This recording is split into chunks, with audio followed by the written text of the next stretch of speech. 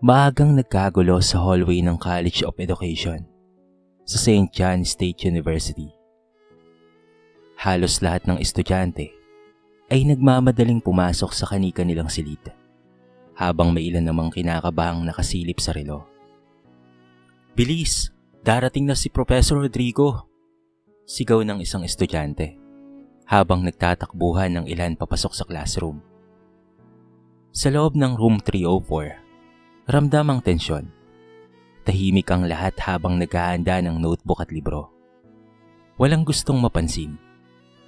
"Grabe, parang kulungan tong klase niya," bulong ni Mara habang inaayos ang buhok. Napailing si Justin Reyes habang hinihingal na kakadating lamang mula sa trabaho niyang panggabi sa isang convenience store. "Kung pwede lang mag-drop matagal ko nang ginawa," sabi niya habang umuupo sa likod. Bago pa man sila makapagsalitang muli, bumukas ang pintuan. Agad na natahimik ang buong klase.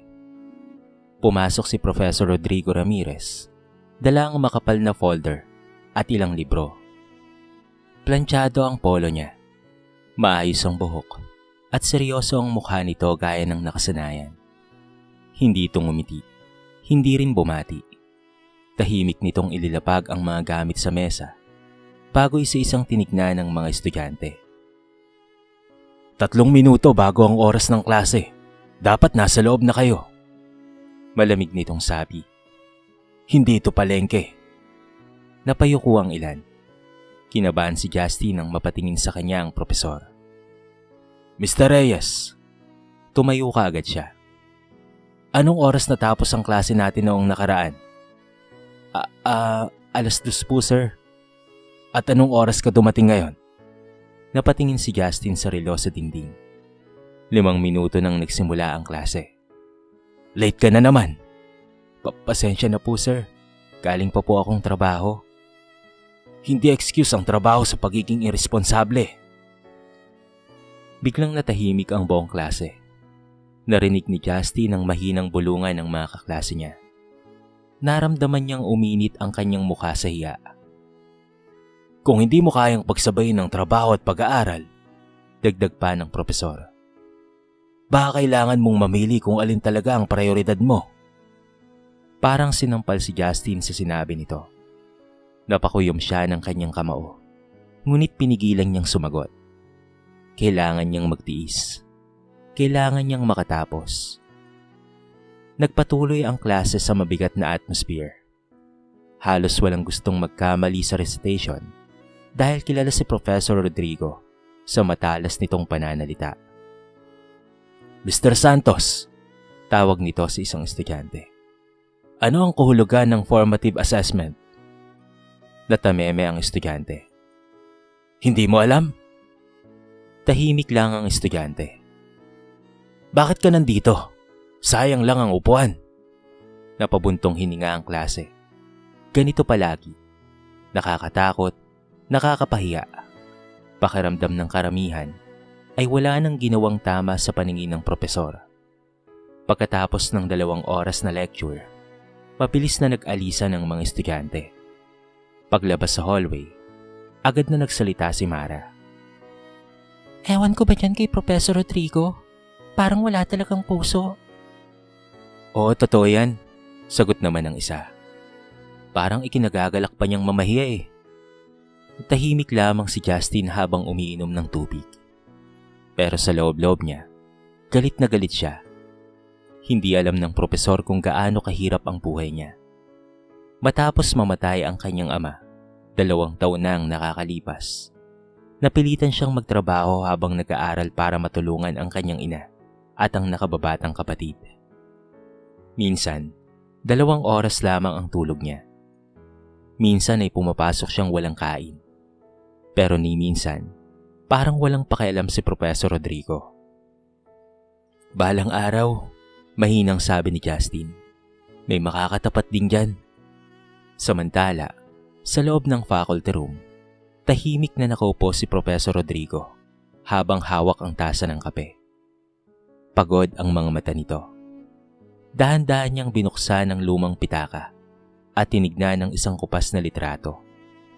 Larawan iyon ng isang binatang nakangiti habang suot ang graduation na toga. Bahagyang napangiti ang propesor, ngunit agad ring nawala. Kung naging mahigpit lang sana ako noon, bulong niya sa sarili. Pagkatapos ay tahimik siyang napatingin sa bintana habang pinagmamasdan ng mga estudyanteng naglalakad sa campus. Mga estudyanteng pilit niyang inilalayo sa pagkakamaling minsan nang sumira sa isang buhay. Lumipas ang ilang linggo, ngunit walang nagbago sa klase ni Professor Rodrigo. Mas lalo lamang dumami ang estudyanteng takot at naiinis dito.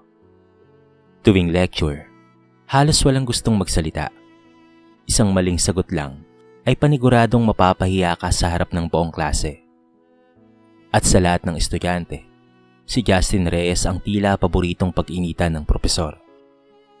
Isang umaga, halos tumatakbo si Justin papasok ng campus habang hawak ang kanyang bag at papel na assignment. Galing siya sa overtime sa convenience store kung saan siya nagtatrabaho gabi-gabi. Halos hindi na siya nakatulog. Pagdating niya sa classroom, nagsisimula na ang quiz. "Late ka na naman, Mr. Reyes," malamig na sabi ni Professor Rodrigo nang makita siya sa pintuan. Pasensya na po sir, na-traffic po kasi saka umupo ka. 5 minutes na lang ang natitira. Napalunok si Justin habang mabilis na umupo. Nanginginig pa ang mga kamay niya habang nagsasagot. Pero lutang ang isip niya. Sa sobrang pagod, halos wala siyang maalala sa nireview niya kagabi. Makalipas ang ilang minuto, isa-isang kinolekta ni Professor Rodrigo ang mga papel. Kinabukasan, agad nitong ibinalik ang quiz paper. "Napakababa ng score nyo," sabi nito habang naglalakad sa harap. "Kung ganito kayo katamad, wala kayong mararating sa buhay." Isa-isang tinawag ang mga pangalan. Nang makarating kay Justin, biglang tumigil ang propesor. "Mr. Reyes," tumayo si Justin. 12 sa 50. May ilang napatingin kaagad sa kanya. "Congratulations," dagdag ng propesor. "Mukhang record mo na ito." Narinig ni Justin ang mahinang tawanan sa likod. Parang may kumurot sa dibdib niya. "Sir," pigil niyang sabi. Nag-aaral naman po ako." "Talaga ba?" malamig na tanong ni Professor Rodrigo. "Dahil hindi yun ang pinapakita ng scores mo." Napakuyom si Justin. Hindi naman po lahat pare-pareho ng sitwasyon. Tahimik ang buong klase. Alam nilang sasabog na ang tensyon. Tumingin si Professor Rodrigo sa kanya. "At ano ang gusto mong sabihin?" Huminga ng malalim si Justin. "Hindi po lahat may oras mag-aral buong araw. Yung iba po kailangang magtrabaho para mabuhay." Biglang natahimik ang silid. Akala ng lahat ay sisigaw ang propesor. Ngunit mas naging malamig lamang ang mukha nito. "Mas lalong dapat kang magsumikap." Diretso nitong sagot. "Hindi awa ang kailangan mo, kung hindi disiplina." Parang binuhusan ng malamig na tubig si Justin. Hindi na siya nakasagot pa. Pagkatapos ng klase, galit siyang lumabas ng room.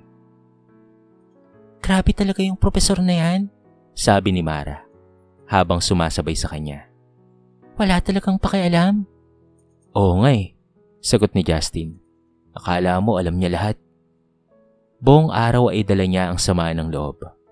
Pakiramdam niya, minamalit siya ng propesor dahil mahirap lamang siya.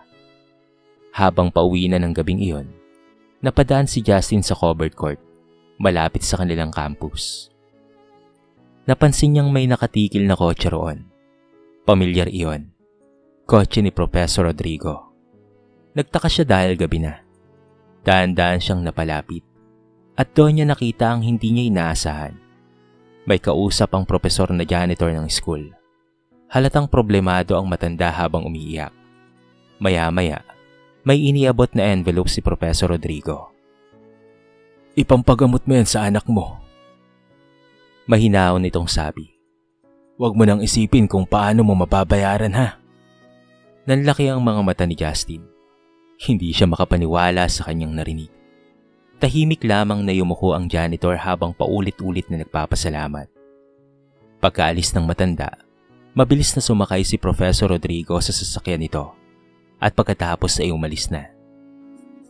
Naiwan si Justin sa dilim habang nakatayo. Talaga namang naguguluhan siya. Sa unang pagkakataon, may nakita siyang ibang mukha ng propesor na matagal na niyang kinamumuhian. Pero mabilis niya ring inalis yon sa kanyang isip. Baka nagpapabango lang, bulong niya. Ngunit kahit anong pilit niya, hindi mawala sa isip niya ang tagpong nakita niya noong gabing iyon. Buong linggo siyang balisa tuwing pumapasok sa klase ni Professor Rodrigo. Sa tuwing makikita niya itong seryosong nagtuturo sa harap, bumabalik sa isip niya ang eksenang lihim nitong pagtulong doon sa may matandang janitor. Pero mabilis rin niyang pinipigilan ang kanyang sarili. Hindi porkit tumulong minsan, mabait na kaagad, bulong niya sa sarili. Patuloy pa rin kasi ang pagiging mahigpit ng propesor. Isang maling sagot lang, ay sermon kaagad ang kapalit. Isang late submission lang, bawas puntos kaagad. Kaya para kay Justin, mahirap pa ring paniwala ang may kabutihan itong tinatago. Isang gabi, matapos ang duty niya sa convenience store, dumaan siya sa maliit na karinderya ni Aling Nena, malapit sa university. Doon madalas kumain ng mga estudyanteng kipit dahil mura ang pagkain. Pagod na pagod siya noon at halos barya na lamang ang laman ng bulsa niya. Justin, kumain ka na muna. Pati ni Aling Nena habang nagpupunas ng mesa. Magkano po ang ulam ngayon? Nako, hayaan mo na. Bayad na. Nagtaka siya. Bayad na po? Oo, iho. Sagot ng matanda habang nakangiti. May nagbayad kanina. Sino pong nagbayad? Hindi kaagad sumagot si Aling Nena. Itinuro lamang nito ang mesa sa dulo ng karinderya. Paglingon ni Justin, halos mabitawan niya ang hawak na baso. Naroon si Professor Rodrigo. Tahimik itong umiinom ng kape habang may binabasang papel. Nanigas si Justin sa kanyang kinatatayuan. Agad siyang yumuko at akmang aalis na sana, ngunit biglang nagsalita si Aling Nena. Umupo ka na, iho. Sayang ang pagkain. Lalong nahiya si Justin. Dahan-dahan siyang umupo sa malayong mesa habang pilit na umiiwas ng tingin sa propesor. Tahimik lamang si Professor Rodrigo na tila walang pakialam. Makalipas ang ilang minuto, may dalawang estudyanteng pumasok sa karinderya. Halatang walang mga pera ang mga ito dahil paulit-ulit na tumitingin sa menu bago bumuntong hininga. Narinig iyon ni Aling Nena.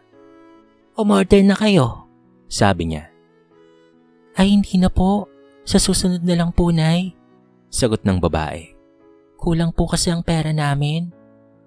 Ngunit agad na nagsalita si Professor Rodrigo nang hindi tumitingin. Pakisama na sila sa bill. Nagulat ang dalawang estudyante.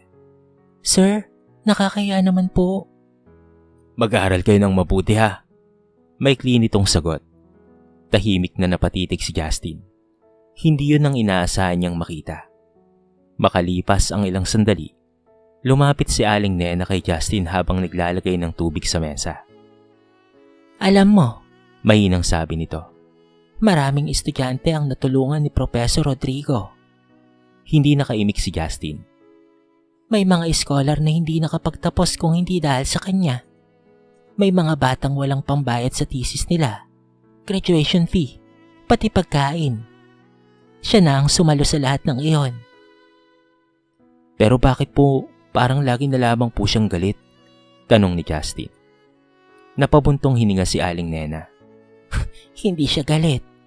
Takot lang siya na masayang ang buhay ng mga estudyante. Tahimik na nakinig si Justin. Marami ng batang naperwara ang nakita niya. Kaya ganyan siya kahigpit. Ayaw niyang may sumuko. Napatingin si Justin kay Professor Rodrigo. Sa unang pagkakataon, hindi niya nakita ang terror na propesor na kinamumuhian ng lahat. Nakakita siya ng isang matandang lalaking mukhang pagod na pagod. Tahimik, malungkot, Parang may mabigat na dalang problema. Maya-maya, tumayo si Professor Rodrigo at nag-iwan ng bayad sa mesa. Pagdaan nito malapit kay Justin, sandali itong huminto. "Kumain ng maayos ha?" Sabi nito nang hindi nakatingin. "Mahirap mag-isip kapag gutom." Pagkatapos noon, ay dire-diretso na itong lumabas ng karinderya. Naiwan si Justin na hindi makapagsalita. Hindi niya maintindihan kung bakit biglang gumaan ang tingin niya sa propesor. Pero kasabay noon, may kung anong bigat din siyang naramdaman sa dibdib dahil unti-unti niyang napagtanto na baka mali ang pagkakakilala nilang lahat kay Professor Rodrigo. Mula ng gabing makita ni Justin si Professor Rodrigo sa karinderya, tila nagbago ang pananaw niya rito. Hindi man tuluyang nawala ang takot at inis niya sa professor, nagsimula naman siyang magtanong sa sarili.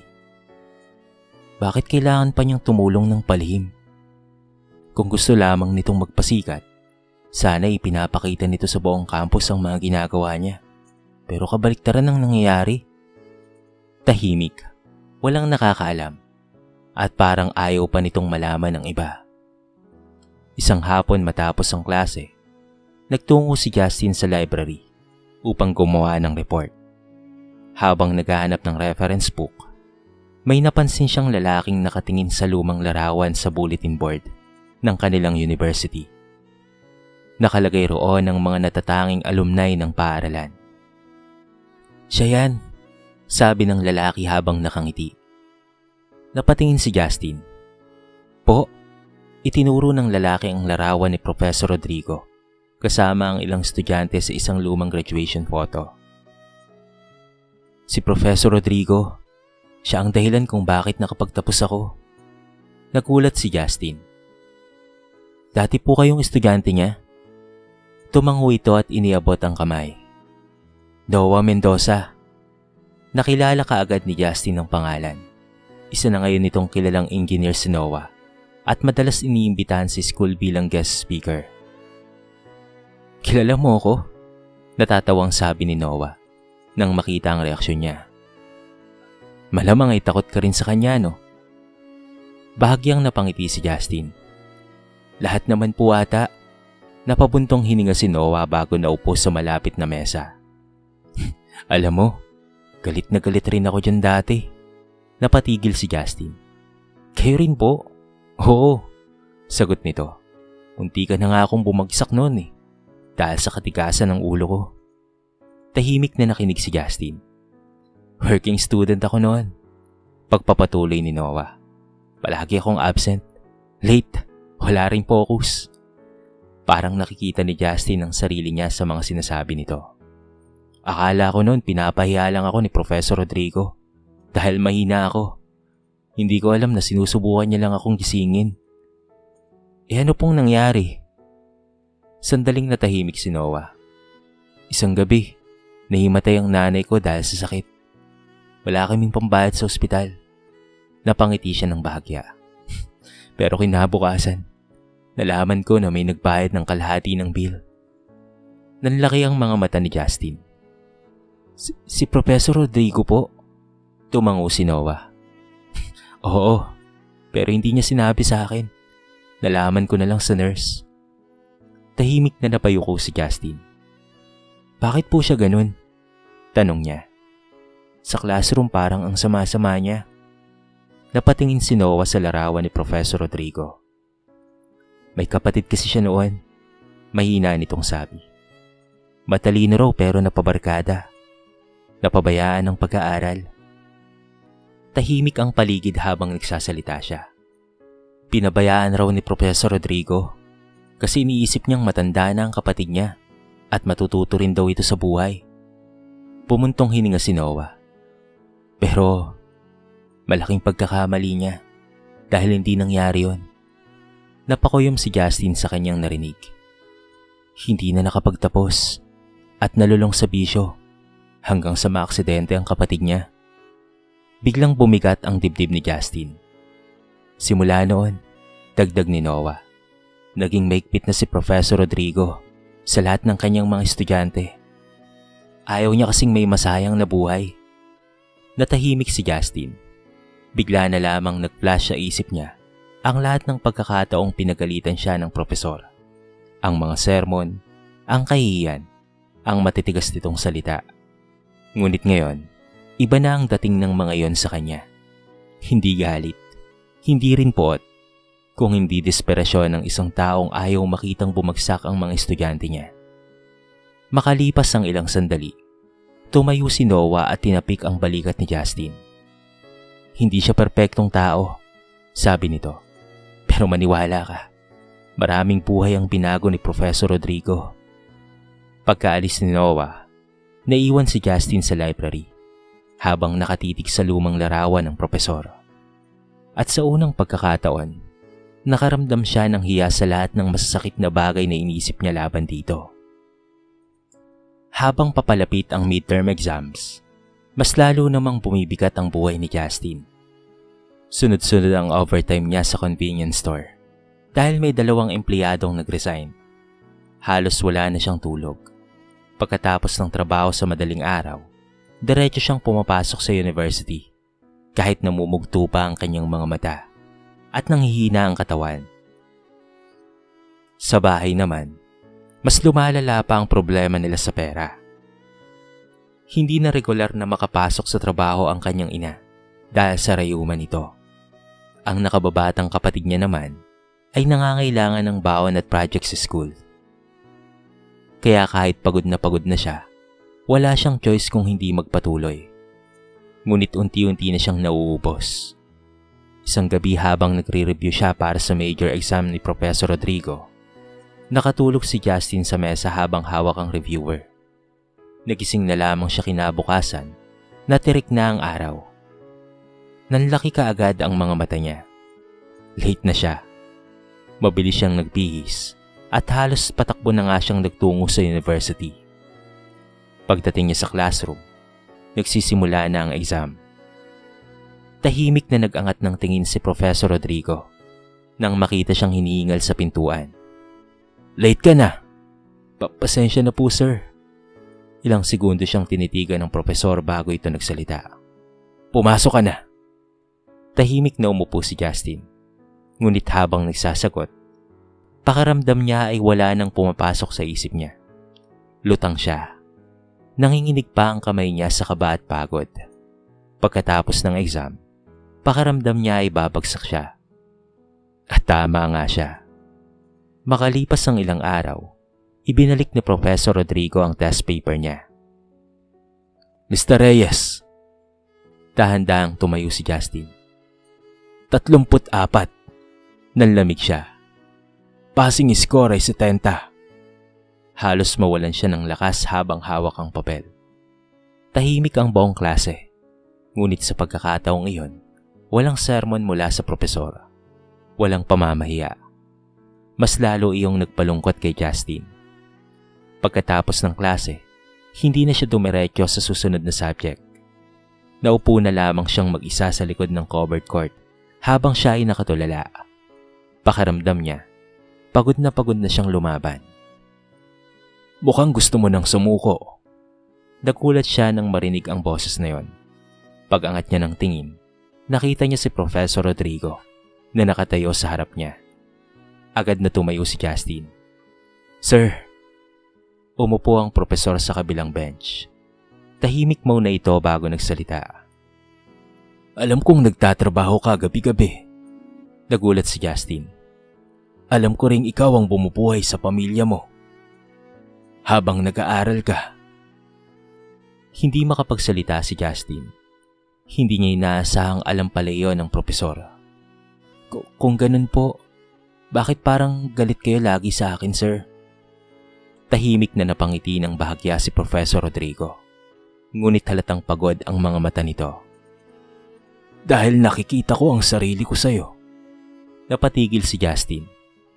Noong estudyante ako, pagpapatuloy nito, pinabayaan ko ang maraming oportunidad dahil iniisip kong sapat na ang sipag. Tumingin ito sa kanya. Pero hindi sapat ang sipag kung wala kang disiplina. Napayuko si Justin. Hindi kita pinapahirapan para bumagsak ka. Mahinaon itong sabi.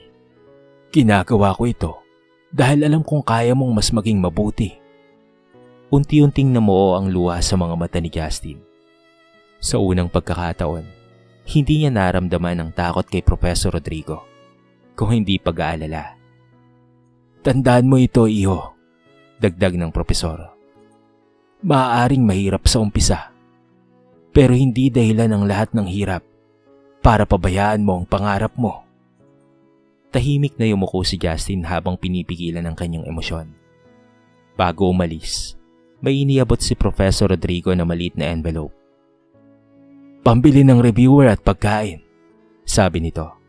Huwag mo nang ipaalam sa iba ha. Sir, hindi ko po. Bayaran mo na lang kapag successful ka na sa buhay. Pagkatapos noon, ay tahimik nang naglakad papalayo ang propesor. Naiwan si Justin na nakatitig sa envelope habang unti-unting bumibigat ang dibdib niya. Dahil ngayon, malinaw na sa kanya, hindi siya kinamumuhian ni Professor Rodrigo. Pinipilit lamang siyang maging matatag ng isang taong ayaw siyang makitang mabigo. Mula nga nang makausap ni Professor Rodrigo si Justin sa covered court, tila may malaking bagay na nagbago sa kanya. Hindi nawala ang hirap ng buhay niya. Gabi pa rin siyang nagtatrabaho sa convenience store. Kulang pa rin minsan ang pera nila sa bahay. Madalas pa rin siyang puyat at pagod. Pero ngayon, may ibang lakas na siyang nararamdaman. Sa unang pagkakataon, hindi nagalit ang nangingibabaw sa puso niya tuwing pumapasok sa klase ni Professor Rodrigo. Kung hindi determinasyon. Isang umaga, maagang pumasok si Justin sa university. Tahimik siyang nagre-review sa hallway habang naghihintay ng klase. Nagulat pa nga si Mara nang makita siya. Wawa? Natatawang sabi nito. Ikaw ba talaga yan, Justin? Napangiti na lamang siya. Kailangan kong bumawi. Makalipas ang ilang minuto, dumating na si Professor Rodrigo. Gaya ng dati, seryoso pa rin ang mukha nito habang naglalakad papasok ng classroom. Ngunit nang madaanan nito si Justin na nag-aaral sa hallway, bahagya itong tumango. Maliit na bagay iyon, pero sapat na para maramdaman ni Justin na napansin ng propesor ang pagsisikap niya. Sa loob ng classroom, mas naging aktibo na siya sa recitation. Hindi man palaging tama ang kanyang sagot, pero kapansin-pansin ang effort niyang makahabol. At sa unang pagkakataon, hindi siya pinahiya ni Professor Rodrigo. Mali ang sagot mo, sabi nito isang araw. Pero tama ang direksyon ng pag-iisip mo. Basahin mo ulit ang chapter 5. Halos mapatingin ang buong klase kay Justin. Iba yon. Hindi sila sanay na makarinig ng ganoong tono mula sa propesor. Unti-unti ring napansin ng ibang estudyante na may ibang side si Professor Rodrigo. Hindi pala ito basta naninigaw lang. Kapag nakikita nitong nagsisikap ang estudyante, handa rin itong gumabay. Isang hapon, matapos ang klase, may estudyanteng babae ang umiiyak sa labas ng registrar office. Narinig yon ng ilang kaklase, kabilang na si Justin at Mara. Anong gagawin mo? Tanong ni Mara. Hindi ko alam. Umiiyak na sagot ng babae. Kulang kasi ang pambayad ko sa graduation fee. Tahimik na nagkatinginan ng mga estudyante. Alam nilang malapit na ang deadline. Kung hindi makakabayad, hindi makakasama sa graduation. Maya-maya, dumating si Professor Rodrigo habang may dalang mga papel. Anong problema rito? Tanong nito. Tahimik ang babae bago nahihiyang nagsalita. Kulang po kasi ang pambayad ko, sir. Ilang segundo siyang tinignan ng propesor bago iniabot ang isang maliit na sobre. Ipasa mo ito sa cashier. Nagulat ang babae. Sir? Huwag ka nang umiyak, maikling sabi nito. Mas kailangan mong paghandaan ang pagtatapos mo. Nanlaki ang mata ng mga estudyanteng nakakita. Hindi na itago ni Mara ang pagkabigla. Sir, kayo po ang magbabayad sa kanya? Hindi kaagad sumagot si Professor Rodrigo. Inayos lamang nito ang hawak na folder bago tumingin sa kanila. Kapag nakapagtapos na kayo, mahinaw nitong sabi. Siguraduhin niyong hindi masasayang ang sakripisyo ng mga taong tumulong sa inyo, lalo na ng inyong mga magulang. Pagkatapos noon, ay tahimik itong naglakad papalayo. Naiwang walang imik ang mga estudyante. Unti-unting nabasag ang takot at galit na matagal na nilang nararamdaman para rito.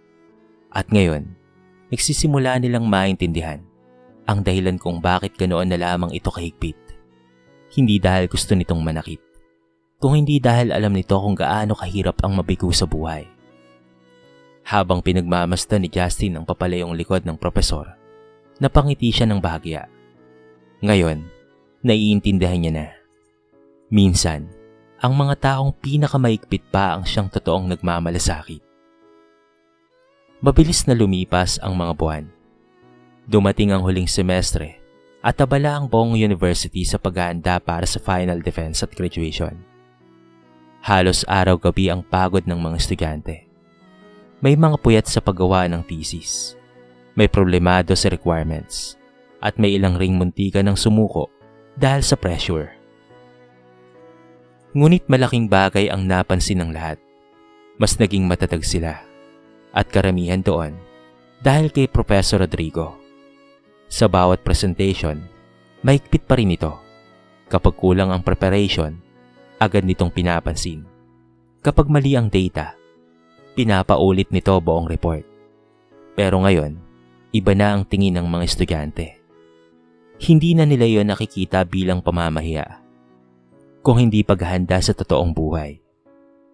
Isang araw, bago ang final defense, nagtipon-tipon sina Justin, Mara, at ilan pa nilang mga kaklase sa library. Naalala niyo ba nung first year tayo? Natatawang sabi ni Mara. Akala ko talaga demonyo si Professor Rodrigo. Napangiti ang lahat. Same, sagot ng isa. Pero kung hindi dahil sa kanya, baka tamad pa rin ako hanggang ngayon. Tahimik lang si Justin habang nakangiti. Malayo na ang narating niya mula sa galit na dating laman ng puso niya. Mas naging responsable siya sa pag-aaral at pati na rin sa trabaho. Unti-unti rin siyang nakabawi sa grades. At higit sa lahat, natutunan niyang huwag kaagad husgahan ng isang tao base lamang sa nakikita. Hanggang sa dumating na nga ang araw ng kanilang final defense. Kabado ang lahat habang isa-isang tinatawag ang bawat grupo. Nang turn na ni Justin, naramdaman niya ang panginginig ng kamay niya habang hawak ang report. Ngunit sa bawat tanong ng panelist, maayos siyang nakakasagot. Maging si Professor Rodrigo ay tahimik lamang na nakikinig habang paminsan-minsang tumatango. Matapos ang halos isang oras, lumabas na ang resulta. Pass. Halos mapaupo si Justin sa sobrang gaan ng pakaramdam niya. Pasado sila.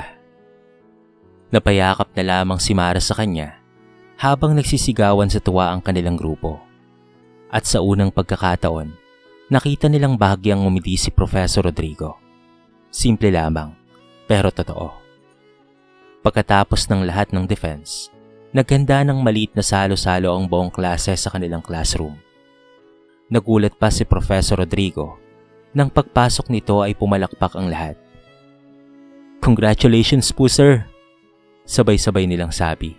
Napatigil ito. Ano ito? Lumapit si Mara at iniabot ang simpleng plake na gawa lamang sa kahoy. Pasasalamat po namin, sir. Tahimik na tinanggap iyon ng propesor. Pagkatapos ay lumapit si Justin habang hawak ang mikropono. Kabado siyang huminga ng malalim bago nagsalita. Noong una po, galit na galit po ako sa inyo. Natawa ng mahina ang buong klase. Akala ko po kasi pinapahirapan niyo lang po kami. Akala ko ay wala po kayong pakialam. Napatingin si Justin kay Professor Rodrigo. Pero mali po kami. Tahimik ang buong silid. Kung hindi po dahil sa inyo, baka matagal na po akong sumuko. Unti-unting namuo ang luha sa mga mata ni Justin. Kayo po ang nagturo sa amin na hindi sapat ang pangarap lang. Kailangan rin po ng disiplina, tiyaga at paninindigan. Tahimik lamang si Professor Rodrigo habang nakatingin sa kanyang mga estudyante. Sa unang pagkakataon, tila nawala ang matigas nitong anyo at baka sa mga mata nito ang emosyon na matagal nitong itinago.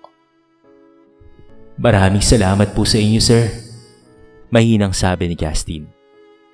Pagkatapos ng simpleng salo-salo, isa-isang nagsiuwian ng mga estudyante. Habang papalubog ang araw, tahimik na naglalakad si Professor Rodrigo sa loob ng campus. Pinagmamasdan niya ang mga estudyanteng masayang nagtatawanan habang bitbit ang kanilang mga pangarap. Napangiti siya ng bahagya. Pagod man ang kanyang puso at katawan, alam niyang may saysay ang lahat ng pagiging mahigpit niya. Dahil minsan, ang pinakamahirap na paraan ng pagmamahal ay ang pagtutuwid sa mga taong nais mong makitang magtagumpay. Makalipas ang 5 taon, muling naging abala ang St. John State University. Punong-puno ng estudyante ang gymnasium para sa seminar ng mga magsisipagtapos. Excited ang lahat habang hinihintay ang panauhing magsasalita ngayong taon. Marami ang nagulat nang ipinakilala ng host ang guest speaker. "Isa sa pinakamatagumpay nating alumni, si Engineer Justin Reyes." Umalingaw ang palakpakan habang dahan-dahang umakyat sa entablado si Justin. Malayo na ang itsura niya ngayon sa dati. Maayos na ang pananamit niya. May kumpiyansa ng magsalita at baka sa mukha ang tagumpay matapos ang maraming taon ng paghihirap. Ngunit hindi nawala ang kababaang loob niya. Paghawak niya ng mikropono, sandali muna siyang tumingin sa paligid. Bumalik sa alaala niya ang lahat. Ang pagiging working student, ang puyat, ang gutom, at ang propesor na minsan niyang kinamuhian.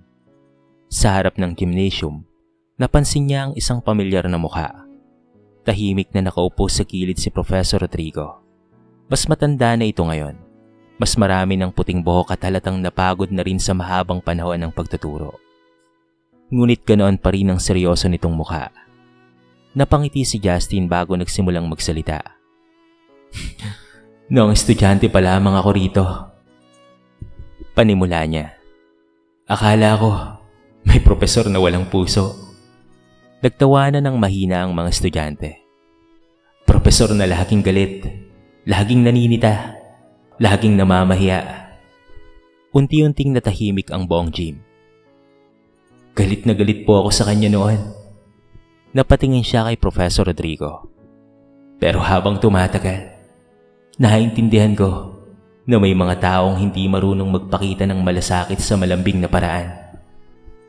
Tahimik na nakikinig ang lahat. "Minsan, ang totoong nagmamalasakit, sila pa yung mahigpit. Sila yung ayaw kang hayaang maging kampante dahil alam nilang mas kaya mo pa." Unti-unting namuo ang luha sa mga mata ng ilang estudyante. "Kung hindi po dahil sa propesor na yon, baka sumuko na ako noon sa pag-aaral." Tumigil sandali si Justin bago ngumiti. "At kung nasaan man po siya ngayon, gusto ko pong magpasalamat." Lahat ng mga mata ay napunta kay Professor Rodrigo. Nagulat ito nang biglang pumalakpak ang buong gymnasium. Ang iba pang professors ay napangiti rin habang nakatingin dito. Halatang hindi sanay si Professor Rodrigo sa ganoong klase ng atensyon. Bahagya lamang itong yumuko habang pilit na itinatago ang emosyon. Pagkatapos ng programa, agad na bumaba si Justin mula sa stage at lumapit sa kanyang dating propesor. "Sir," mahinang bati niya. Tahimik siyang tinignan ni Professor Rodrigo bago bahagyang umiti. "Engineer ka na pala, iho." Napangiti si Justin. "Opo, at dahil po yun sa inyo." Ilang segundo silang natahimik. Pagkatapos ay marahang tinapik ni Professor Rodrigo ang balikat niya. "Hindi, iho," sabi nito. "Nakarating ka riyan dahil pinili mong lumaban." Napayuko si Justin habang naiiyak. Sa unang pagkakataon matapos ang maraming taon, hindi na terror professor ang tingin niya kay Professor Rodrigo. Kung hindi isang gurong handang mapagalitan, kamuyan, at hindi maintindihan. Masigurado lamang na may mga estudyanteng maaabot ang kanilang mga pangarap. Sa kwentong ito ay marami tayong mapupulot na aral. Hindi lahat ng maigpit ay masama. May mga taong tila mabagsik at mahirap pakisamahan. Ngunit sa likod nito ay tunay na pagmamalasakit at hangaring mapabuti ang buhay ng iba. Hindi lahat ng masungit ay galit. Minsan, sila pa ang tunay na nagmamalasakit at tunay na nagmamahal. Ipinapakita ng kwento na ang disiplina, pagtitiyaga at pagsisikap ay mahalaga upang maabot ang mga pangarap. Minsan, ang mga taong nagtutuwid sa atin ang siyang tunay na naniniwala sa kakayahan nating magtagumpay. Tinuruan din tayo ng kwento na huwag kaagad manghusga base lamang sa panlabas na ugali ng isang tao dahil maaaring may mabigat silang pinagdaraanan o mabuting dahilan kung bakit sila ganoon kumilos. At higit sa lahat, ang isang mabuting guro ay hindi lamang nagtuturo ng aralin sa libro. Hinuhubog rin niya ang pagkatao at kinabukasan ng kanyang mga estudyante. Kahit minsan, ang kapalit nito ay ang hindi pagkaunawa at galit ng iba. Dito na po nagtatapos ang ating maiksing kwento sa araw na ito. Sana po ay nagustuhan nyo. At sana po ay kinapulutan nyo ng maraming aral. Kayo mga kabarangay, anong masasabi nyo sa ating kwento? I-comment nyo naman po sa baba ang inyong mga reaksyon at babasahin natin ang lahat ng yan. I-comment nyo na rin kung taga saan kayo para naman malaman ko kung hanggang saan nakaabot ang video na ito. Paki-like and share na rin po ang ating kwento para mapakinggan na rin ng iba.